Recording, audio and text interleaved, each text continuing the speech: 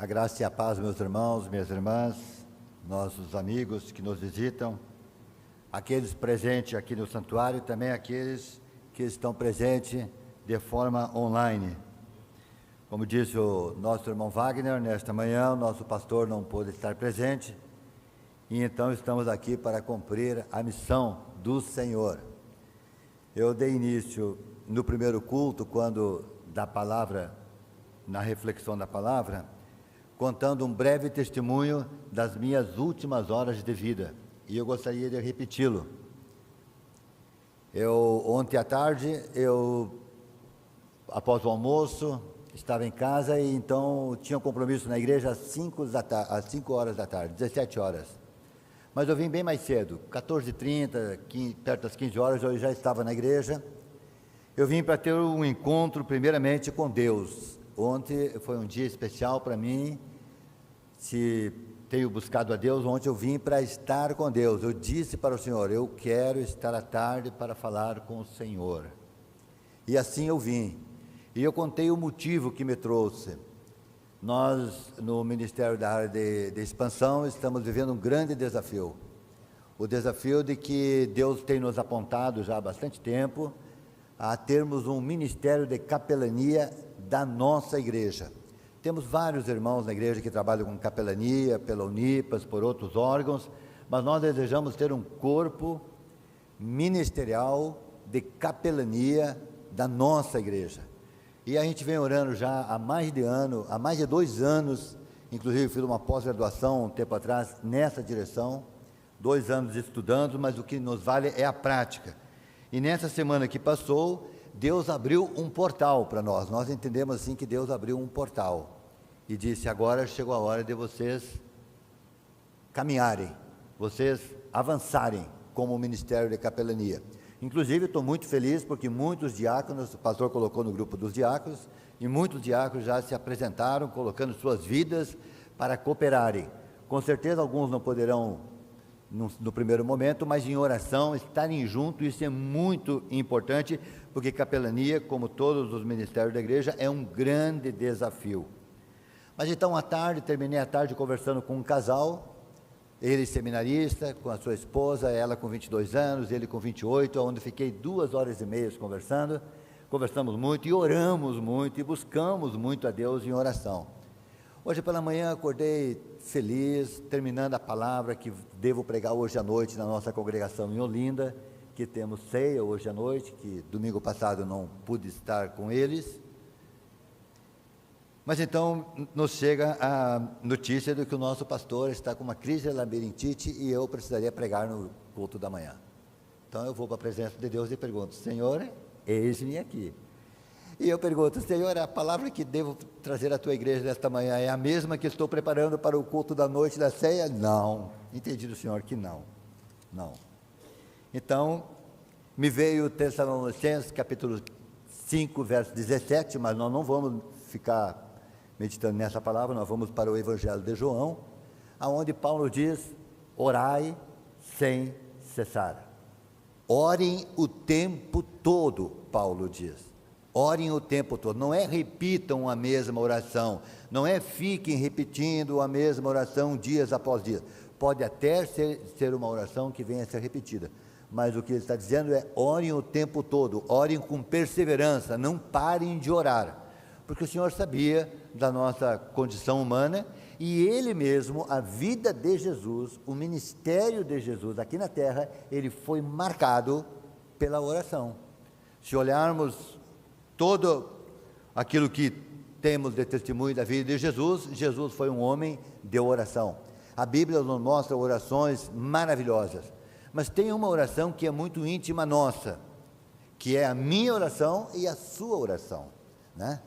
Então, você, com certeza, você tem demandas na vida, você tem desafios na vida, né? Você tem sonhos nesta vida, você tem momentos de alegria, você tem momentos de dificuldades, tem momentos que a saúde é abatida, tem outras situações que envolvem na área familiar, mas em tudo o Senhor nos manda orar.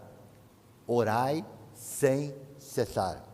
Orai diurna e noturnamente. Orai o tempo todo. é o que a palavra nos diz. Nesse desafio, então, creio que o Senhor me disse para refletir com os irmãos nesta manhã o que está escrito no Evangelho de João, no capítulo 17. Poderíamos olhar o contexto, poderíamos olhar várias coisas importantes que nos traz esse capítulo, mas eu gostaria de apenas ficar realmente nesta oração de Jesus.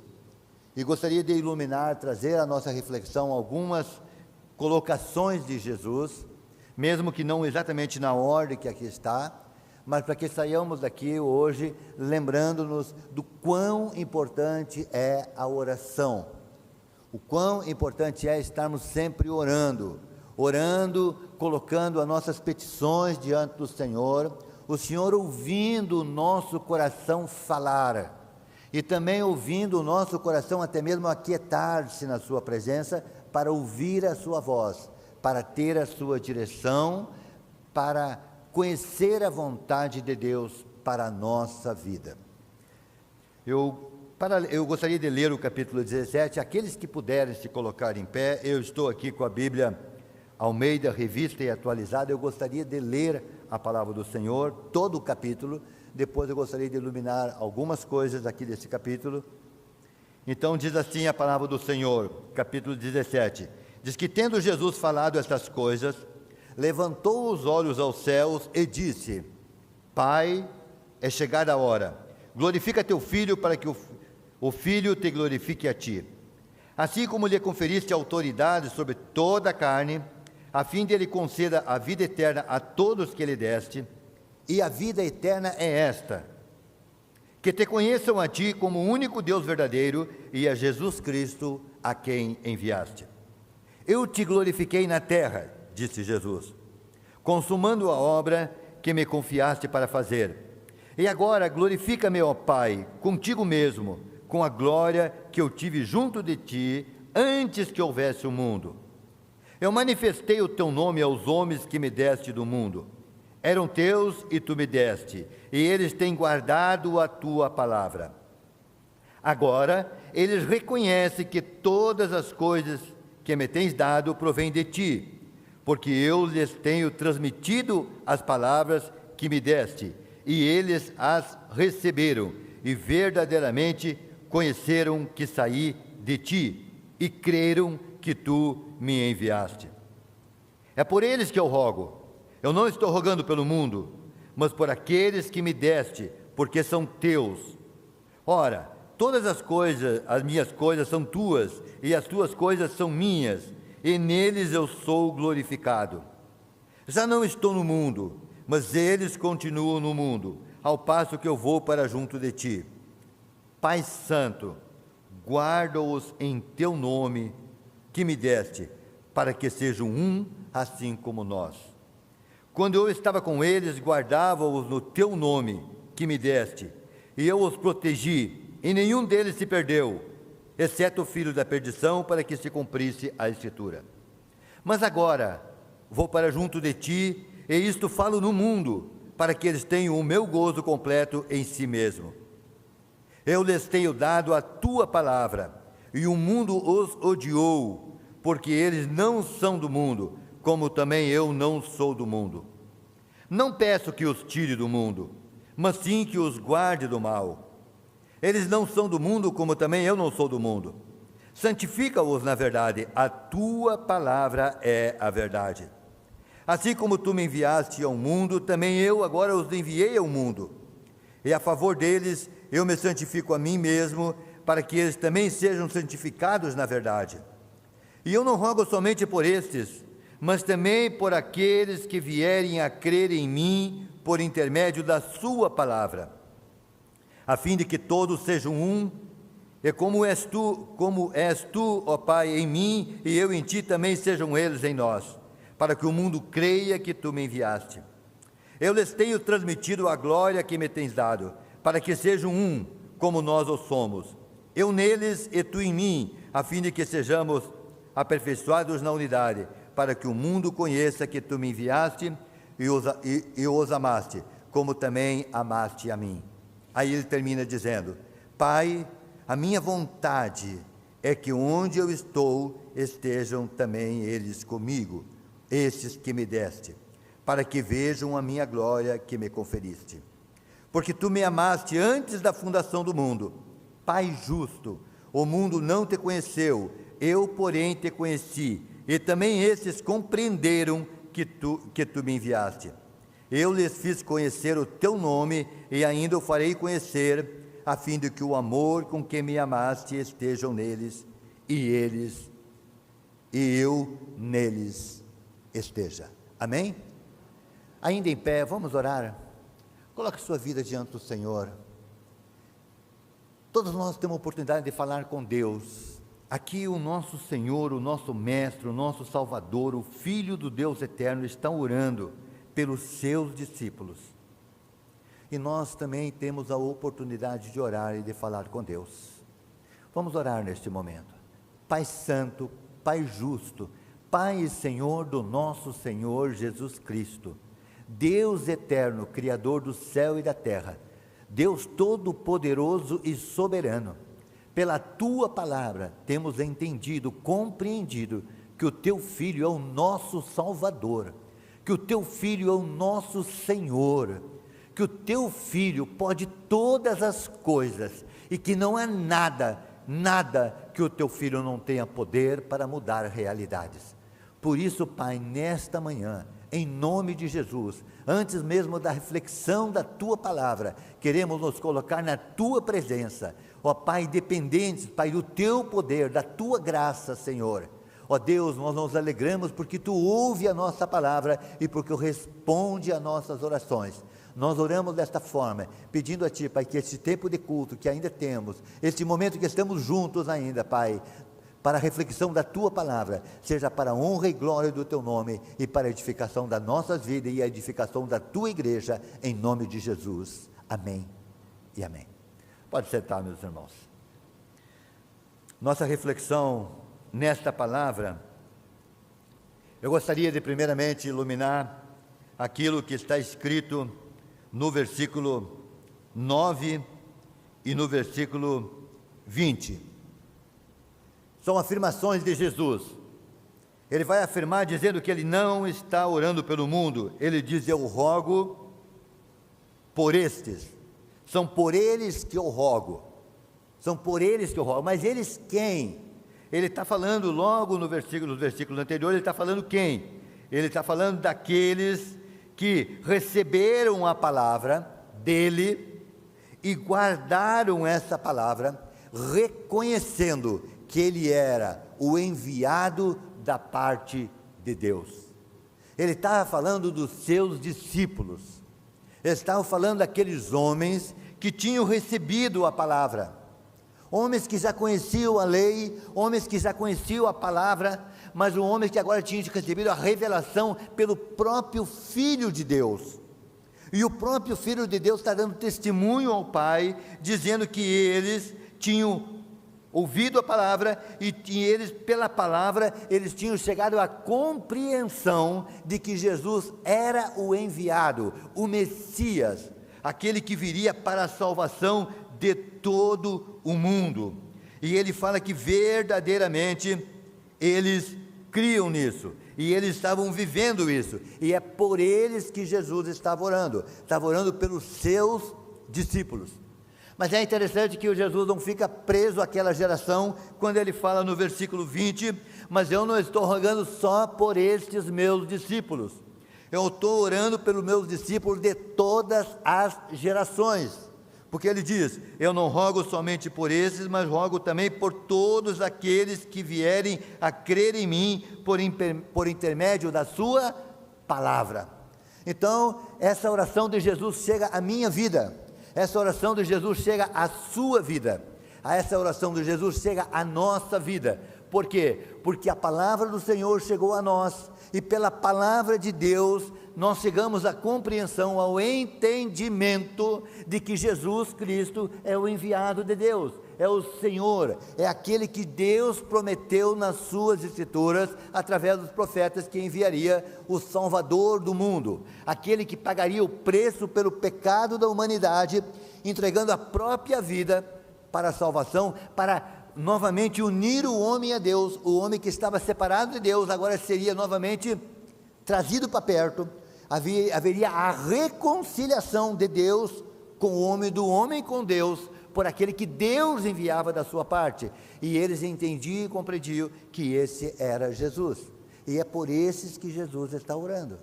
E não somente por aqueles daquela geração, como já disse, mas por todas as gerações.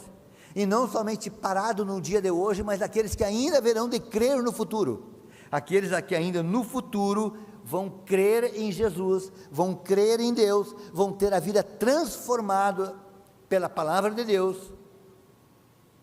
Também por esses Jesus orou essa oração. Também por esses Jesus intercedeu.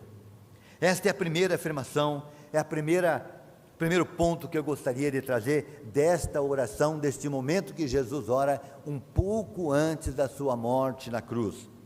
Segundo ponto que eu gostaria de trazer está no versículo 17.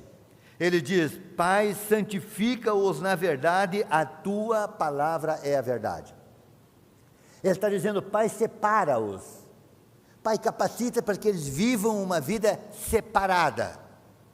Mas ele diz também aqui, nós não vamos entrar bem nesse detalhe, mas ele diz que eles estão no mundo e ele não quer que eles os tirem do mundo, mas diz que eles não são do mundo.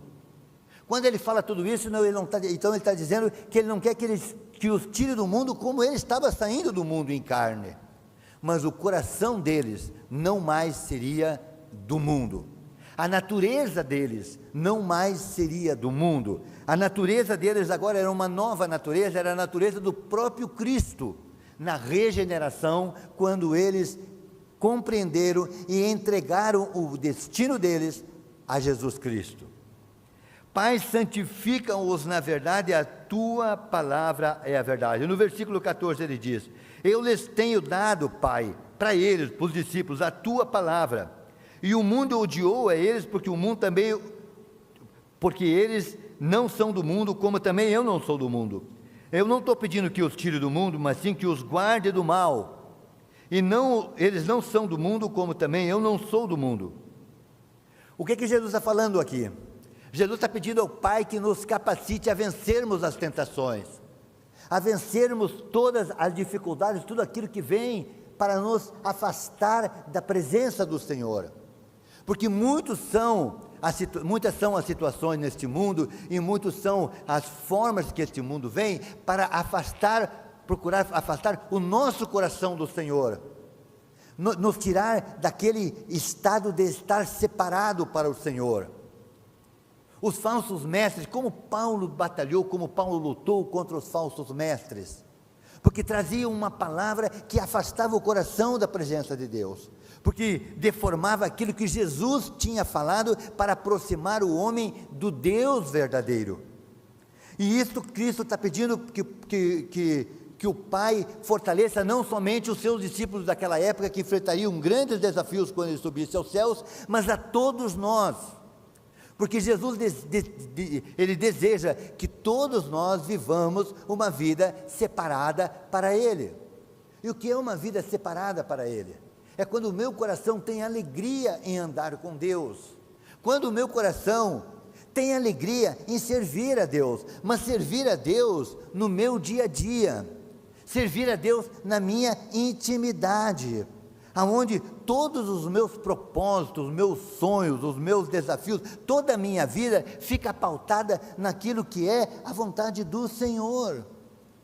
Mas como isso acontece? Para nós termos um entendimento melhor, nós podemos ver no capítulo 15, quando Jesus fala da videira verdadeira.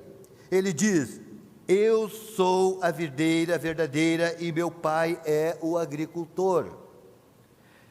Mais na frente, no versículo 5, ele vai dizer assim: eu sou a videira e vocês são os ramos.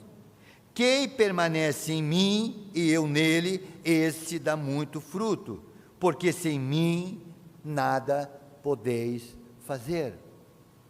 Sem mim nada podeis fazer. É nessa conclusão, nesse reconhecimento da nossa vida, na nossa vida, é que nós passamos a ter uma vida separada com Deus. É quando nós entendemos que sem Cristo nada podemos fazer. Sem Cristo, os meus sonhos, os meus projetos, toda a minha vida fica comprometida, porque eu sou limitado, porque eu tenho a minha condição humana. Por mais boa intenção que eu tenha, se eu não tiver em mim a graça e o poder de Deus em Cristo Jesus, eu estou em falha, eu não vou conseguir, eu vou falhar, eu vou me confundir. Mas quando eu entendo perfeitamente que eu sou o ramo na videira, mas que se o ramo não está ligado à videira, ele morre. Então, eu entendendo que eu sou ramo, eu preciso estar ligado à videira. E quando eu entendo que Jesus é a videira verdadeira, eu então coloco a minha vida no Senhor Jesus. E eu quero estar ligado a Cristo Jesus. E como estar ligado a Cristo Jesus, se não pela palavra que Ele mesmo deixou? A palavra dele desde o início, revelada através dos profetas, revelada pelo Salmo, pelos salmistas, revelada pelo próprio Cristo. Como chegar a esse estágio de maturidade em querer? É uma ação de Deus em nós. Assim como a salvação é uma ação de Deus em nós, também a santificação, a separação é uma ação de Deus em nós. A nós cabe estarmos disponíveis. Cabe a nós desejarmos isso, querermos andarmos com Deus. Eu contei um testemunho no primeiro culto, vou repeti-lo no segundo. Eu disse que essa semana eu e o pastor tivemos visitando uma pessoa que nos recebeu muito gentilmente, e essa pessoa nos contou que a sua conversão aconteceu, ele observando as atitudes de uma outra pessoa, colega de trabalho dele. Esse colega de trabalho tinha uma vida tão segura, tão firme, tão íntegra, mas também com tanta paz, com tanta seriedade, que ele transmitia a paz aos outros que estavam ao redor. E isso chamou tanto a atenção de uma pessoa que convivia com ele no trabalho, que ele sentiu o desejo de conhecer o que fazia diferença na vida daquele homem. E quando ele foi conhecer o que acontecia na vida daquele homem, ele então, pela boca daquele homem, entendeu que aquele homem amava e honrava e buscava intimidade com Jesus Cristo, com o Deus vivo, através de Jesus Cristo, na pessoa de Jesus Cristo. E aconteceu que essa pessoa se converteu, e hoje é um servo de Deus. Então é essa paz que é possível ser transmitida ao mundo, pelo simples fato da nossa comunhão, da nossa intimidade, da nossa vida estar dirigida, firmada, conduzida por Cristo Jesus. É o que nós podemos refletir no próximo passo que eu tenho desse capítulo, quando o Senhor fala do versículo 21 ao 23, que ele diz assim, ó. No 20, então, ele disse: não rogo por esses, mas rogo também por aqueles que vieram a crer em mim por intermédio da sua palavra, a fim de que todos sejam um, e como és tu, ó Pai, em mim, e eu em ti, também sejam eles em nós, para que o mundo creia que tu me enviaste.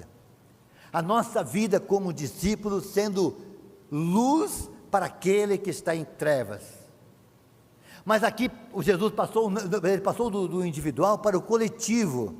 Ele já fala da unidade, ele já fala da comunhão, porque o tempo todo Cristo olha para a sua igreja como corpo. Quando Ele olha para nós, Ele olha como corpo, Ele olha um só, Ele vê como o seu corpo, todos com a mesma natureza de Cristo, todos com os mesmos padrões morais de Cristo, todos com os mesmos propósitos de Cristo, todos com o mesmo destino eterno, todos lavados com o mesmo sangue, todos vivendo a mesma vida, nas mesmas limitações, com as mesmas lutas, mas um orando pelo outro, um apoiando o outro, e como corpo então vivendo na graça do Senhor.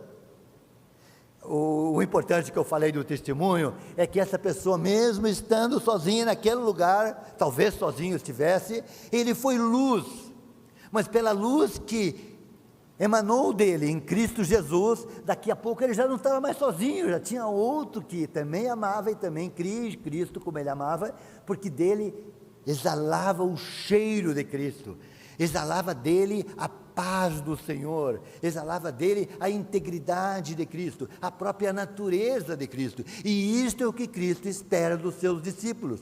É para isso que Jesus está orando pelos seus discípulos, para que os seus discípulos vivam firmados na palavra que ele mesmo revelou, para que os seus discípulos, ele está orando para que os seus discípulos vivam de uma forma separada neste mundo, não contaminada neste mundo, não usando a sua boca para coisas ruins, não armazenando coisas no seu coração que possam estragar a sua fé, não ouvindo falsas doutrinas, não se confundindo com a doutrina humana, a doutrina diabólica, não se deixando misturar na sua vida interior com aquilo que não é sagrado, com aquilo que não provém do Senhor. É por isso que ele está orando por nós, e está orando que a igreja, os seus discípulos, o seu povo, viva em unidade, e esta unidade, ele diz que vai ser um sinal para o mundo vai querer viver essa unidade, vai querer essa paz, vai querer essa alegria, vai querer essa esperança,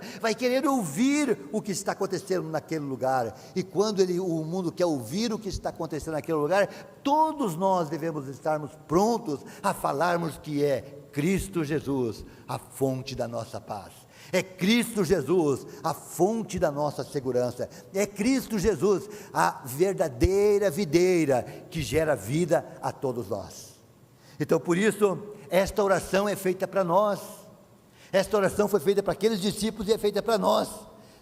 Jesus intercedeu para que nós, os que conhecemos a palavra, possamos vivê-la diariamente, possamos ter uma vida separada para Ele, para o próprio Deus, e vivermos uma vida em unidade, para vivermos como o corpo dele, e isso então tornar-se um sinal para o mundo, um sinal de vida, um sinal de esperança, um sinal de vitória.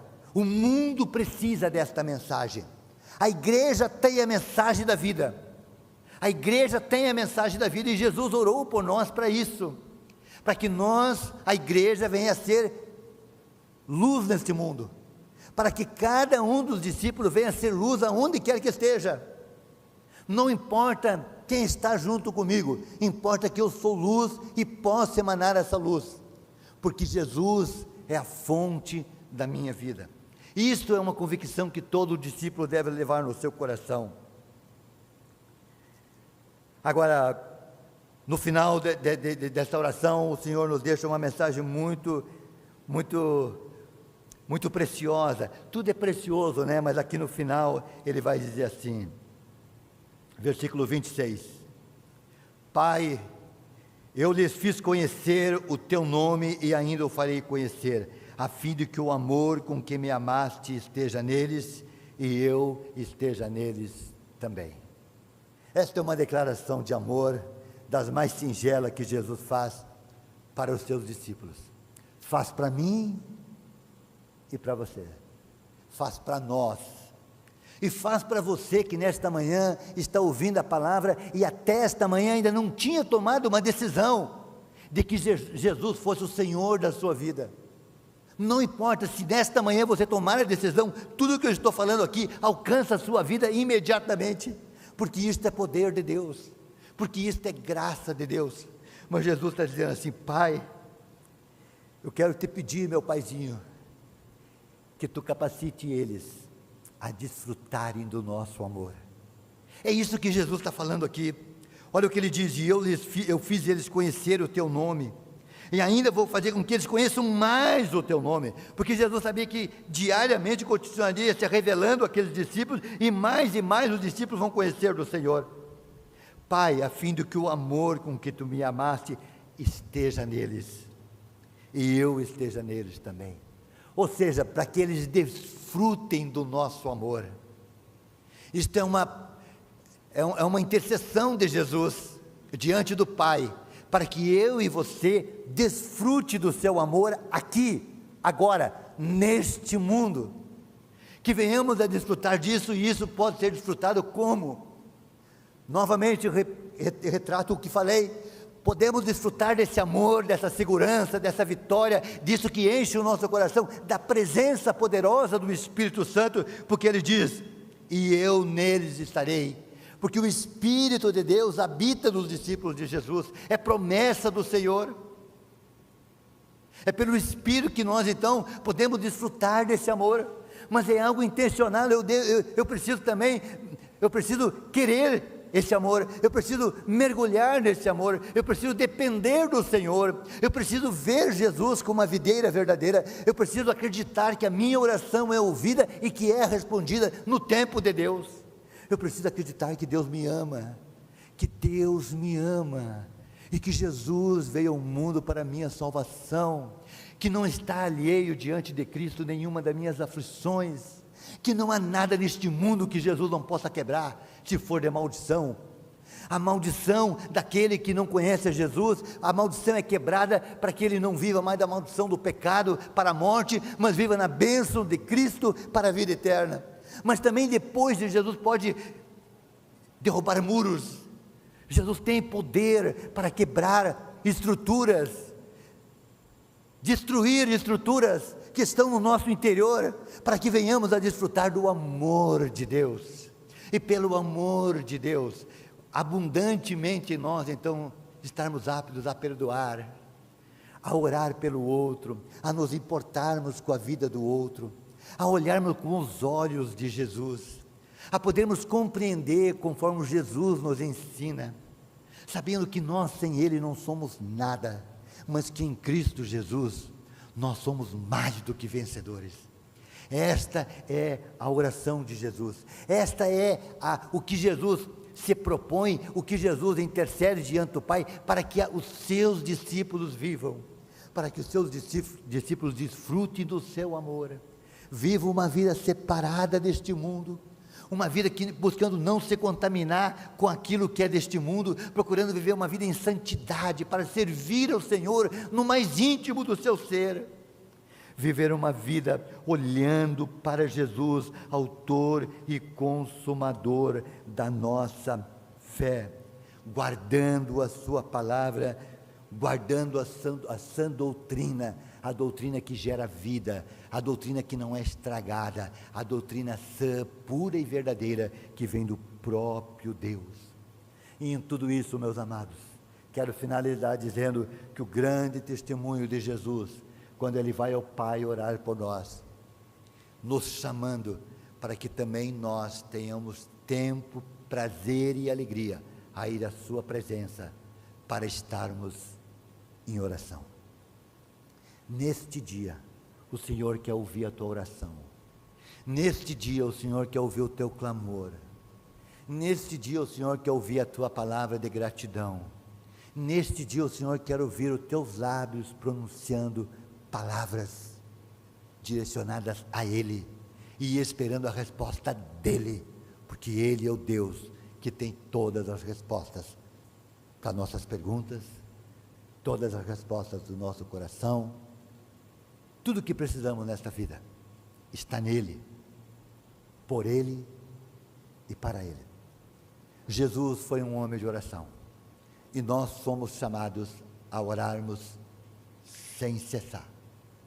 E Jesus orou para que todos nós tenhamos a oportunidade de vivermos esta vida. Que Deus os abençoe, que você possa neste dia, ao ser trazido a sua lembrança, a importância da oração, e você lembrando do quanto Jesus orou por nós, e eu creio que em todas as suas orações, quando ele ia para o monte orar sozinho, lá estavam o nome dos seus discípulos, lá estava o nosso nome, lá estava o nome da humanidade. Com certeza Jesus intercedeu muito por nós.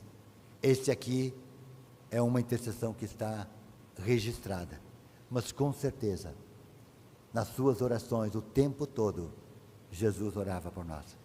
E a palavra nos garante que nós temos um advogado diante do Pai. Nós temos alguém que intercede por nós, dia e noite. Então não se sinta sozinho, não se sinta desamparado. Abra sua boca, clame ao Senhor.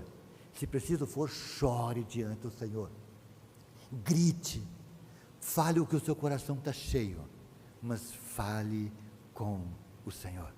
porque Ele quer ouvir a tua voz. Não apenas peça para outro orar por você. Abra a sua boca, porque Ele quer ouvir a tua voz. Ele quer ouvir as tuas palavras, do teu jeito, clamando e invocando a Ele, em nome de Jesus. Amém?